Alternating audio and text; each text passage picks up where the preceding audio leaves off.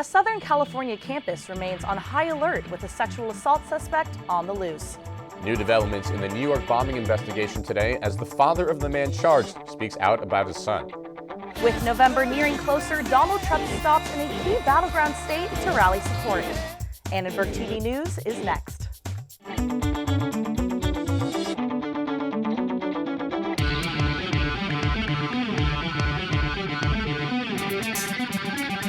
Live from USC, you're watching Annenberg TV News. It makes me wonder, like, is this a safe environment? The fact that it could happen in the library, in a public place, like in the bathroom, is it makes me worried. A female student at Loyola Marymount University told campus police she was dragged into a bathroom and sexually assaulted during a campus music festival. University administrators have stepped up police presence on the LMU campus while the investigation continues. Good evening, I'm Brittany Hope. And I'm Aaron Hendel. The suspect is described only as a male, 18 to 20 years old. LAPD and Loyola Marymount University Department of Public Safety continued to investigate an alleged sexual assault that occurred on campus Sunday evening. LMU administrators sent an email to students last night saying they have added security following the incident. The university DPS says a female student reported being sexually assaulted in a first-floor bathroom of William H. Hannon Library. The alleged assault happened during the school's annual Fallapalooza festival. Many students say they are shocked and saddened by the news. Of course, that has prompted my family and I to look into what other incidences have happened at LMU. But as far as I know, it's the first one this year. Honestly, it's a terrible thing.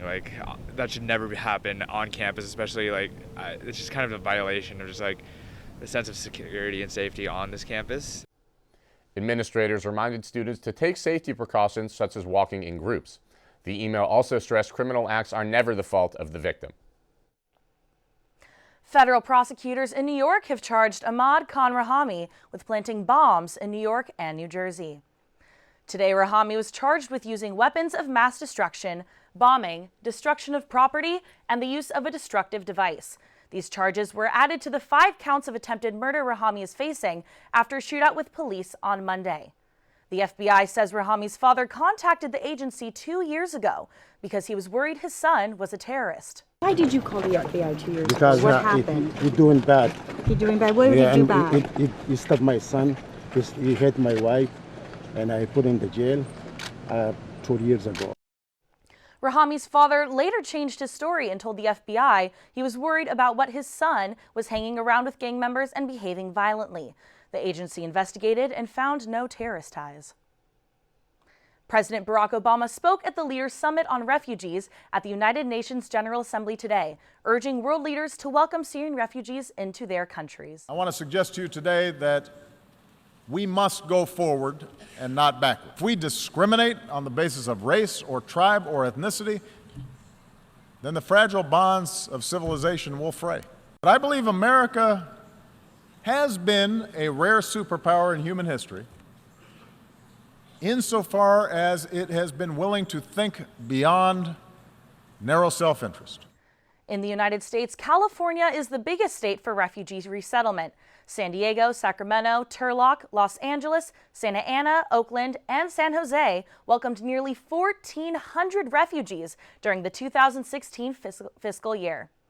The U.S. has resettled 13,000 refugees, nearly 3,000 more than President Obama's original goal scheduled for the end of the fiscal year, which ends October 1st. The countdown continues. Just 48 days remain until the ballots are counted and the American people pick a new president. Let's turn to Allie Main to see what's new in the race to the White House. Thanks, Brittany. Donald Trump is campaigning in North Carolina today. The Republican nominee spoke at an event earlier about national security. Attack after attack, from 9/11 to San Bernardino to Orlando, we have seen how failure to screen who is entering the United States puts all of our citizens in great danger. Both Trump and Clinton have been on the campaign trail in North Carolina this past week. North Carolina is just one of 11 states that Politico classifies as a battleground state. President Obama narrowly won the southern state in 2008, but Republican nominee Mitt Romney carried it in 2012. Based on the most recent polling averages, Trump and Clinton are currently in a tie among North Carolina voters. If each of these swing states were to vote based on current polling data, Hillary Clinton would win 6 of the contested races, including those in New Hampshire, Colorado, and Pennsylvania, and Donald Trump would claim victory in 3 of the states, including Ohio, Iowa, and Nevada. The candidates are also tied in the Florida polls. Former President George H.W. Bush isn't publicly commenting on who he will be voting for in November, but a Politico source close to the Bushes says the former president announced he intends to vote for Democrat Hillary Clinton on Election Day. Happy birthday, Mr. President. Clinton's running mate Tim Kaine is fundraising in Los Angeles today. He attended a luncheon in Beverly Hills with various Hollywood power players. He also went to an event at Eva Longoria's home last night. We're 6 days away from the first presidential debate. Annenberg Media will bring you live post-debate analysis next Monday, starting at 7:30 p.m. Tune in to our live stream on uscannenbergmedia.com. Back. This afternoon, California Attorney General Kamala Harris released her college affordability plan. Harris says she would make community college free for all Californians if elected to the U.S. Senate in November. We spoke to faculty and students at West LA Community College for their reaction to Harris's proposal. Some people could look at it as they're getting something for free, and so they might as well take advantage of it, and they might as well, give this a try, especially if they didn't see it in their future for themselves. Another thing is some people say that, if you're giving somebody something for free, maybe they won't cherish it as much. I am an advocate that everyone should have the opportunity to go to college, because I think that is something that when you get an education and stay in the community benefit from. Harris's opponent Loretta Sanchez also released a higher education plan in June called College Education for All. Sanchez's plan would make community college tuition $5 per unit. She would expand the number of 4-year BA programs at community colleges and make the federal Pell Grant program available year-round. Kamala Harris says she also plans to take steps against the for-profit college industry if elected. Today marks 5 years since the military's Don't Ask, Don't Tell policy officially came to an end. That policy allowed lesbian, gay, and bisexual people to serve in the armed forces only as long as they kept their sexual identity a secret. A USC student veteran says he believes it's a good thing that the LGBT community can now serve openly. You should have the ability to fight for your country if you want to. So I'm glad that all people are allowed to be in the military. A ban on transgender people in the military was lifted earlier this year, but only for those currently serving. Military officials say they are working on how to admit transgender recruits in the most effective way possible. So there are a lot of technical aspects to get into, but effectively they're taking their time. They've set some benchmarks, some dates that they want to have guidance out, but they want to get it right. They want to get it right for that community. They want to get it right for the service. The Pentagon has ordered that transgender people be allowed to enlist by July 1st, 2017. Still ahead, students react to one of the Hollywood's biggest breakups. Also, a local hospital prepares for the worst, but not in the way you might think. And new research reveals one of the nation's worst gas guzzling habits. Up next on ATBN. It takes less than 1 minute to find out if you may have prediabetes. You can do it here. But you probably won't. You're busy. Kids, work, show coming back in 48 seconds. So let's do this now. Hold up one finger if you're a man, women, 0. 3 more fingers if you're over 60, 2 over 50, 1 over 40. If you're not sure, keep in mind you're sitting on a couch right now, so 1 more finger if you're not very active. 1 finger if yes, 0 if no. 1 yes, 0 no. Next, find the body type that looks most like you and hold up that many fingers while I look around awkwardly. And that's it. If you're holding up 5 fingers or more, you probably have prediabetes. Sorry to be so blunt, but hey, you're busy. Just go to the site. I adopted Bento in 2010 from a shelter. As it turns out, we have very similar personalities. And this cat makes me make art because he's always motivating me to take pictures of him, to draw pictures of him. He just is motivating artistically. It's just that simple. Well, he's my best friend, but a lot of people know him as Keyboard Cat.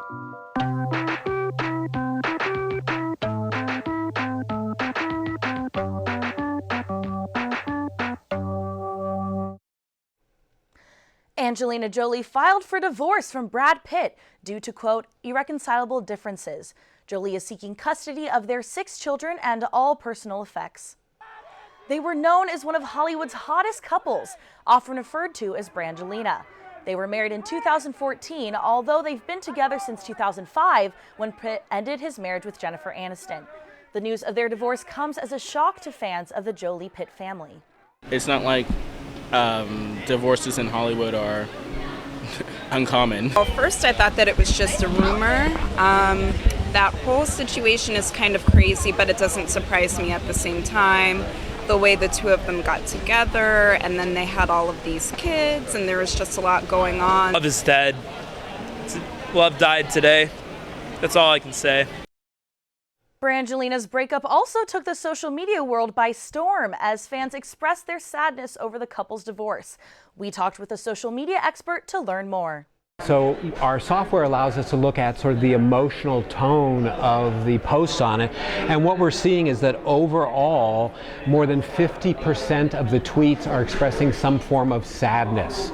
So the people that are posting on social media seem very sad that the two of them are breaking up.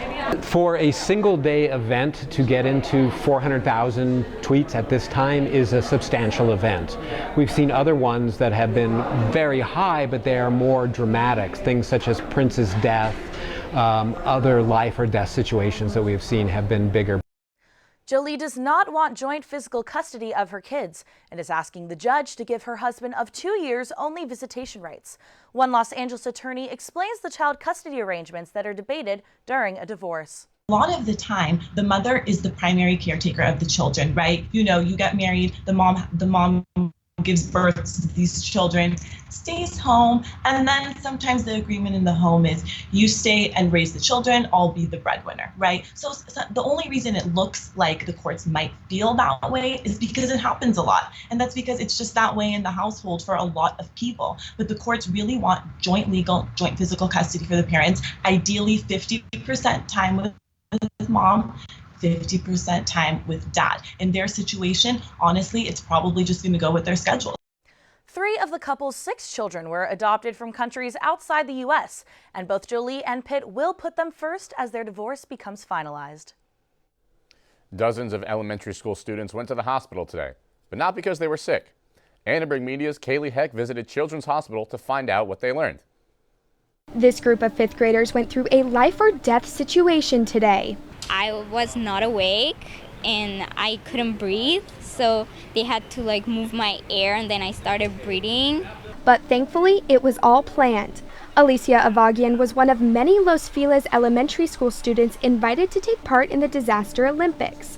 The event, held at the Children's Hospital of Los Angeles, brings together the hospital staff, fire department, and students for a day of disaster awareness. People were helping us to survive. That was my favorite part because it was really fun. It was a day of learning not just for the students, but for the trauma team to brush up on their techniques. You can never be too prepared, and what we want to do is build our muscle memory. That only happens from practice, practice, practice. Healthcare workers were split into teams to practice their skills, speed, and knowledge in different disaster simulations.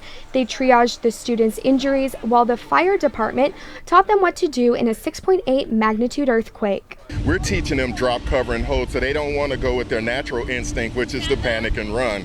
We want them to be able to have that 1, 2, 3-step approach of what to do. The group of healthcare workers also went through a hazardous materials situation from start to finish. For Children's Hospital, it goes deeper than an annual friendly competition. We recognize that disaster is an important thing to prepare for in our community, and this is our service to the community, to be as prepared as possible to serve the children of Los Angeles. Dr. Upperman says putting on the Disaster Olympics is a small but essential part of what the hospital does to be ready for something big. For Annenberg Media, I'm Kaylee Heck. Los Angeles drivers may have to trade in their gas-powered cars in the next 2 decades. Annenberg Media's Tiffany Dupree tells us about a new report on the environment that could change what we drive. People will likely have cars 20 years from now, but they might not be powered by gas. A new study by Climate Action Tracker says by 2035, no new cars should be fueled by gas to remain on track with global warming reduction. Students at USC say they would find an alternative way to get around if they could no longer use their gas-fueled car. I typically don't use my car like during the weekdays, mostly on the weekends, so I don't think it would really affect me. I think like in the long run, I probably would get like an electric car. Probably don't rely on public transportation or find a different car if I can afford it, if it's like affordable by then.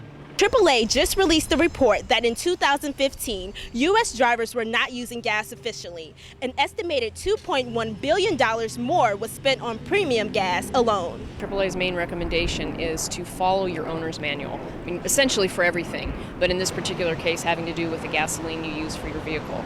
And if your owner's manual tells you that you only need 87 regular octane fuel, go ahead and use that, otherwise you're just throwing money out the window. Whether you use premium or regular gas, the U.S. Department of Energy found electric cars are cheaper in Los Angeles than gas-fueled cars. For Annenberg Media, I'm Tiffany Dupree. We've had some rather gloomy days this past week. Brittany, I just got back from Colorado, but the cold followed me here. You know what? I saw some clouds and rain. I've been bringing a jacket to school. Rachel, can you tell us what to expect this week? Yes, good afternoon, guys. It has been a little bit chillier for us here in Southern California lately. We've even had a small taste of that fall weather, but you might want to leave those scarves at home because the sun is scheduled to make its usual appearances. So currently, let's take a look right now. It is pretty warm outside, 80 degrees, and humidity is at 62%, so it's pretty humid out there. And as we take a look to tomorrow, you're going to see that it's pretty chilly in the Big Bear area, 72 degrees, pretty hot in Palm Springs, 90, 88 in Riverside. And over in the Malibu area, it's going to be 73 degrees. So along that coast, a little bit chillier. And as we take a look to where we are at Southern California, USC, and in the LAX area, it's a little bit chillier. LAX 77, 83, pretty warm. We're sitting comfortably right now. And as we take a look at our 5-day forecast, it's going to be a pretty warm week in the upper 80s and even into the 90s around the weekend. So I don't know about you guys, but a lot of people have been really liking that warm weather, or sorry, the cold weather rather. What have you guys been feeling? I got to be honest, I don't mind too much. I'm ready for the beach season, but hey, if it's like this, I'm not going to complain. You know, this week's been weird. It's been cold. It's been humid. I'm ready for some heat this weekend. Head out to the beach. Rachel, thanks so much. As usual, there was a long line to get into the Broad Museum today, but today was a little bit different. Art fans were celebrating the museum's one-year anniversary in the heart of downtown Los Angeles. The museum director says the Broad attracted more visitors in the first year than any other new art institute in the United States, nearly triple what the museum expected.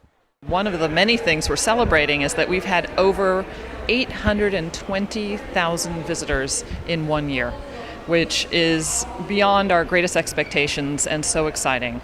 And we're reaching such a wide audience and introducing many, many people to contemporary art. So I just want to check out the art pieces and just see, what's different, why they really purchase some of these pieces, or, and I'm not really into art, but it is fun to check something out different,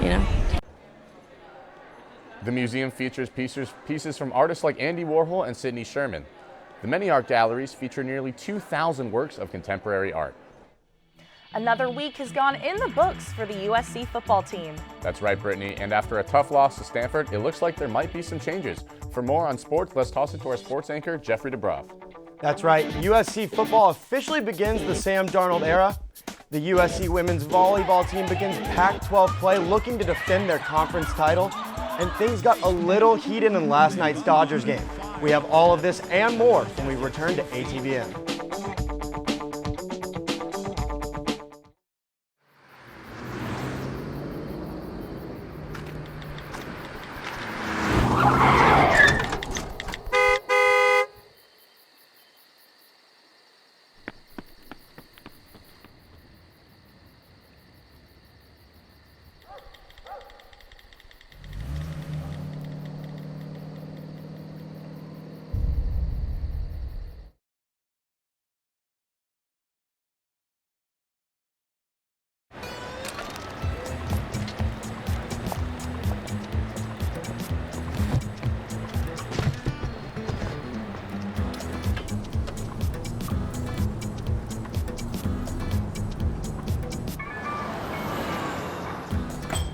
It's a short ride from your neighborhood to your naturehood. To find a neighborhood park or green space near you, visit discovertheforest.org.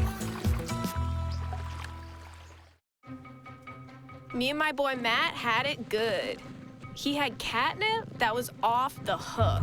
But one day, he brings a girl home, and she's allergic to cats. Every sneeze was a nail in my coffin. Now I'm in a shelter. It's decent, but they don't even have Wi-Fi.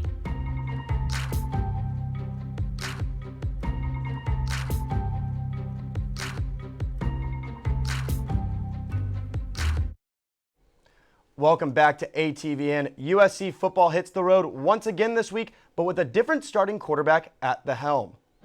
Coach Clay Helton announced late yesterday after practice that redshirt freshman Sam Darnold will be the Trojans' play caller this week against Utah. He will be replacing captain Max Brown, who started the season at 1-2. While Helton was confident with his original decision to start Brown, he felt that the offense needed a change after the slow start, and he thinks that Darnold is the guy to do it. I hope that Sam can bring that. I'm confident in it after watching 3 games of watching him perform, seeing him in the arena, and seeing what he can do. I had no sense of what was coming. I had no idea. I knew I was going to be ready whenever my number was called. After an unexpected start for the Trojans and the switch to a new starting quarterback, we asked students on campus what they thought of Coach Helton's latest move. Darnold can use his legs more, and I think that may help us. It will give us more options on the offense, whereas Brown's more of a pocket passer. We lost a few games. They were terrible. I watched both of them. They were terrible games to watch, and I want to see us win. And if this move can bring us W's, that's what I want to see. Darnold deserves a chance. Like, we're 1-2 right now. I think that we need some change on the offense, and I think it may help us this week. The Trojans will look to bounce back and even their record at 2-2 on Friday night in Salt Lake City. From the gridiron, we move over to the hardwood as the USC women's volleyball team begins Pac-12 play this week. After taking care of business in last week's Pac-12 challenge, the number 21 women of Troy will begin their run at defending last year's conference title. The first challenger they'll face, their crosstown rival, the UCLA Bruins. At USC, we expect to win the conference every year. That's our goal, so that we can get a good seed in the NC2A tournament, and we expect to win the national championship. If you come to SC, those are the expectations. The team's game against UCLA will be tomorrow night in the Galen Center. The number 2 men's water polo team picked up a nice win this past weekend at Stanford, but more importantly helped coach Jovan Vavic pick up his 500th career win. We head down to the pool to see how Vavic and the Trojans continue on with life after win number 500. We just, wanted to go out there and do our best, for him, because, he's a great coach. And, I know it's a special moment for him, even though he won't talk about it, So we were happy to be a part of that for him. It's really special to be part of it. Jovan's a fantastic coach, and, he's going to go down as history as probably the greatest ever coach to come through the school and for water polo. The team will travel to the Bay this Friday to take on Santa Clara and try to get Coach Vavic's win number 501.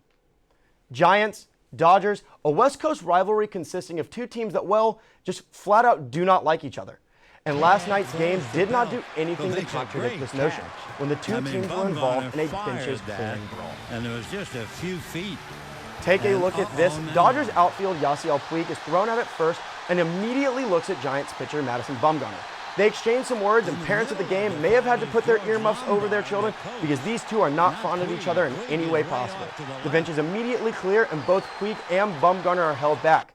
The teams eventually cooled off and resumed play. The Dodgers went on to defeat the Giants 2-1 on a walk-off double. That was the 4th brawl in 3 years between Bumgarner and Puig, but more importantly, that win for the Dodgers cuts their magic number to win the NL West to just 7 games. When we think of MMA fighting, we think of Conor McGregor or even Nate Diaz. But what about your favorite comic book superhero? Take a look at the strangest thing I saw this week. This is truly something I have never seen before. It is an MMA fighting league where the fighters dress up as characters from a comic book series. Here we have Batman and his trusty sidekick Robin attempting to put the beat down on Spider-Man. See, to me this doesn't make sense because Batman and Spider-Man aren't not even in the same comic book universe. Come on, people, if you're going to dress up like superheroes and fight, at least do your research next time. I'm not totally sure, but I don't think that's what Marvel creator Stan Lee had in mind for the future of his comics. Guys, dressing up like a superhero, fighting, that doesn't sound like a bad life to me. No, and I would certainly pay to watch that, although I got to be honest, I don't know what Robin would actually do in that situation. I don't think he's got too much power on his side. You know, I would pay to see Spider-Man, Batman. If it was you guys, I would pay to see it. An absolutely amazing lifestyle, I have to say. All right, so next week on ATVN, Jeff and I are getting dressed up as superheroes and fighting to the death. All right. There we go. There we go. Jeff, thanks so much. We've all heard about bobbing for apples, but those aren't the only fall fruit that can float. Coming up, we'll show you one Wisconsin town's quirky harvest tradition. And there's something in the water in Somerville, South Carolina. See the surprise one man pulled up from the depths. It's all next on ATVN.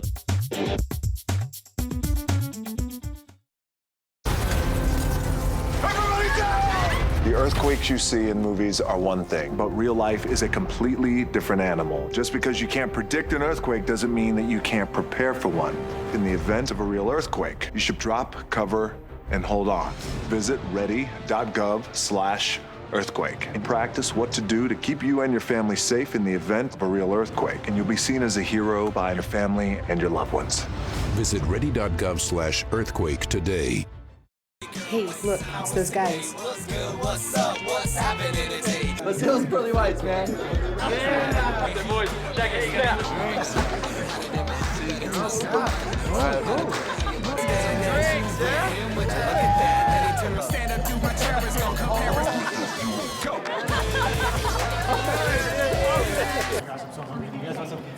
Ooh, cute.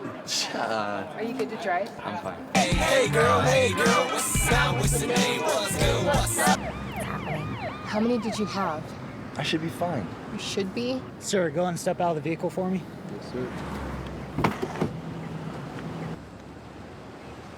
See ya, buddy.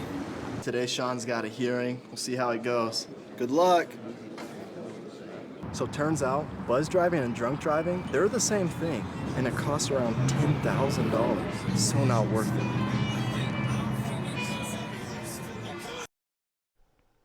What a catch! A first-time gator hunter and his family caught a giant alligator in the waters of South Carolina.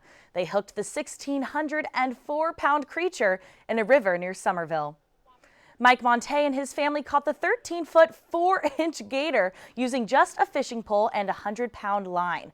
The unlucky reptile was a big surprise to many seasoned hunters who had never seen a gator so large.